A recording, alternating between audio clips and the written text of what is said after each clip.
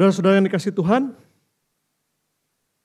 bagian Alkitab yang mendasari renungan kita pada perayaan terangkatnya Tuhan Yesus adalah dari Kisah pasal pertama ayat 9 sampai 11. Sesudah ia mengatakan demikian, terangkatlah ia disaksikan oleh mereka dan awan menutupnya dari pandangan mereka. Ketika mereka sedang menatap ke langit, waktu ia naik itu, tiba-tiba berdirilah dua orang yang berpakaian putih dekat mereka dan berkata kepada mereka, "Hai orang-orang Galilea, mengapakah kamu berdiri melihat ke langit? Yesus ini yang terangkat ke surga meninggalkan kamu akan datang kembali dengan cara yang sama seperti kamu melihat dia naik ke surga."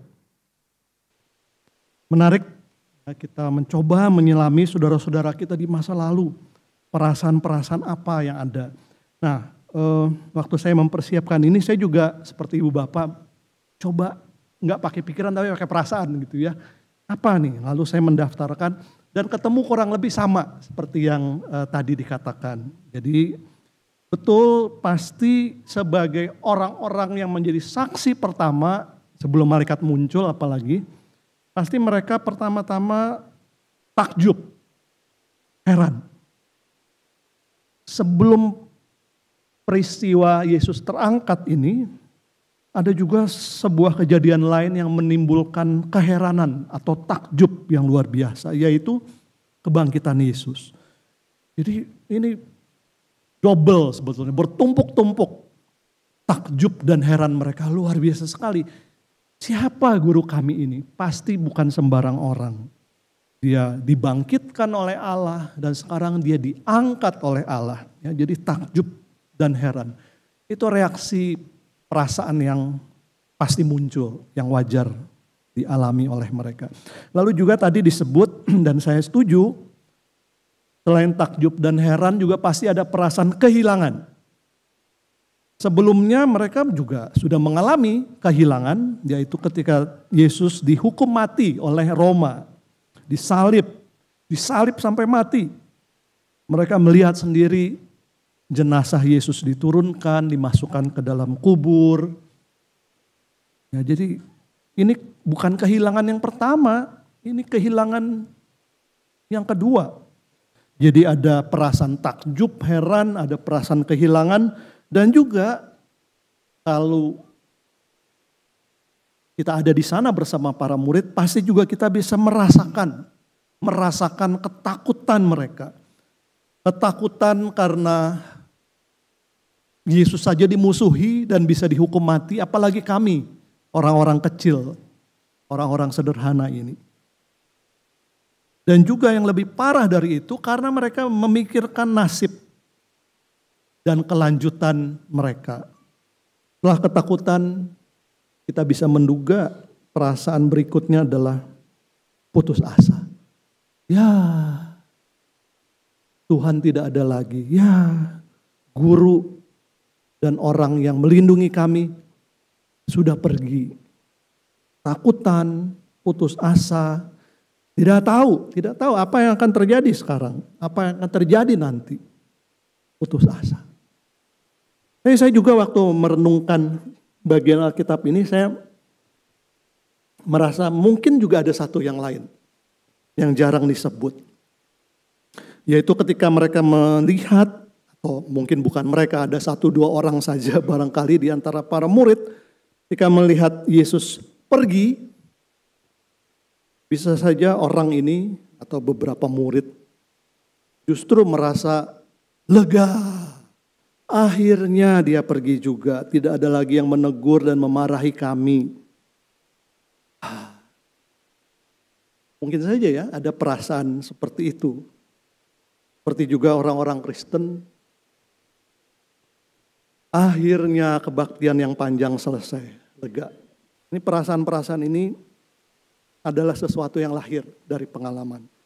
Rasa bangga, rasa takjub, lalu perasaan tenang karena ada kepastian, karena terjamin bahwa seperti Yesus juga kita pada waktunya akan pulang, akan kembali kepada Bapa, lalu juga kita merasa lega. Nah, selain yang Ibu Bapak sampaikan barusan, saya juga mencoba merenungkan pertanyaan saya sendiri ini. Dan saya menemukan beberapa perasaan yang sepertinya bisa saya bagi sebagai perasaan kita sebagai orang Kristen pada hari raya seperti ini. Jadi yang pertama barangkali adalah perasaan bingung. Bingung karena kita percaya nih Tuhan Yesus terangkat. Tapi bagaimana menjelaskannya? Tidak ada penjelasannya. Apakah Yesus tiba-tiba punya sayap? Nggak dijelaskan dalam ayat. Apakah ada tangga yang membuat Yesus bisa meniti tangga naik sampai ke langit? Tidak ada penjelasan. Atau bagaimana? Jadi mungkin perasaan yang pertama ya kita garuk-garuk kepala ini bagaimana menjelaskannya ya. Selain kita mengatakan ya inilah mujizat. Hal yang mengundang rasa takjub, rasa heran seperti tadi dikatakan. Lalu juga bisa muncul ketika kita hadir dalam perayaan naikan seperti ini. Adalah perasaan biasa-biasa saja. Tidak ada perasaan apa-apa, indifferent. Ya karena kita orang Kristen ya harus ke gereja pada hari raya Kristen ya kita datanglah. Nah lalu perasaan yang juga bisa muncul dalam ibadah hari raya Kristen seperti ini adalah perasaan senang. Karena tanggal merah, karena hari raya, hari libur, senang.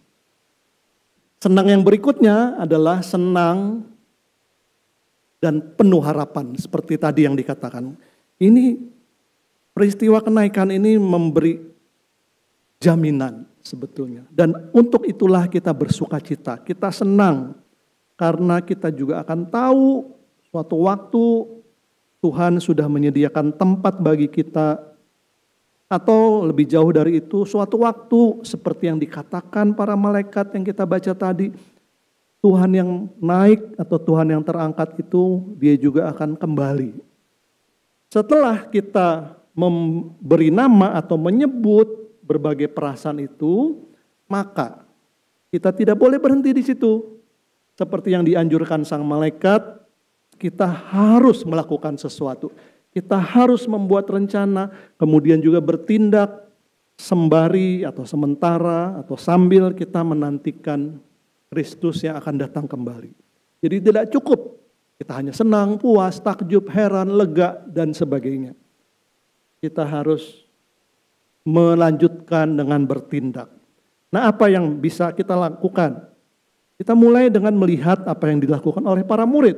Menurut kisah pasal 1 tadi, kita menemukan para saksi melihat langsung dengan mata kepala mereka sendiri Yesus yang terangkat. Mereka melakukan beberapa hal.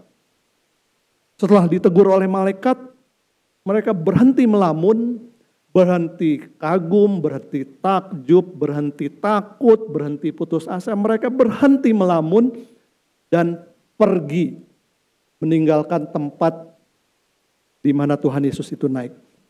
Dan apa yang mereka lakukan setelah mereka meninggalkan tempat itu? Mereka berkumpul, mereka berdoa bersama, lalu mereka melihat kembali seluruh pengalaman pengalaman mereka hidup bersama Yesus. Mereka renungkan apa arti perkataan, apa makna dari perbuatan Yesus yang mereka saksikan ketika mereka bersama-sama dengan Yesus. Mereka berkumpul, mereka berdoa, merenungkan. Tapi tidak berhenti di situ. Setelah merenungkan pengalaman mereka, mencari arti dari perkataan dan tindakan Yesus, maka mereka berdoa dan bercakap-cakap untuk membuat rencana. Mereka mempersiapkan diri mereka. Kalau satu waktu mereka sudah panggil oleh Tuhan, dipersiapkan oleh Tuhan, untuk masuk ke dalam dunia. Masuk ke dalam dunia sebagai saksi. Saksi dari hidup, perkataan, dan perbuatan Yesus. Amin.